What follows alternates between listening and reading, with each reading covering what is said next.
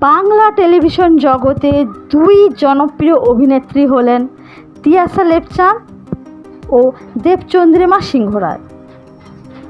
এই দুজনের মধ্যে একজন তিয়াশা লেপচাঁদকে কয়েকদিন আগে পর্যন্ত রোশনাই ধারাবাহিকে দেখা গেছিল।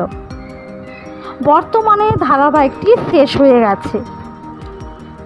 রোশনাই ধারাবাহিক শেষ করে আবারও জনপ্রিয় চ্যানেলে ফিরছেন অভিনেত্রী তিয়াশা লেপচাঁদ।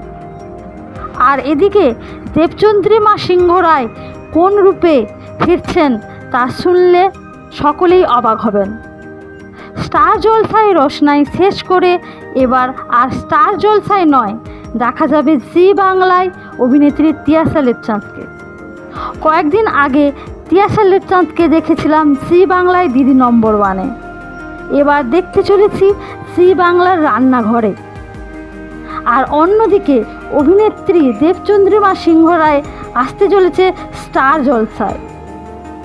শোনা যাচ্ছে 2025-এ স্টার জলসায় মহালয়াতে লক্ষ্মীরূপে দেখা যাবে অভিনেত্রী দেবচন্দ্রিমা সিংহ রায়কে। তো বন্ধুরা, এই দুই অভিনেত্রীকে আবারও দেখতে পেয়ে কেমন লাগবে কমেন্টে অবশ্যই জানাবেন।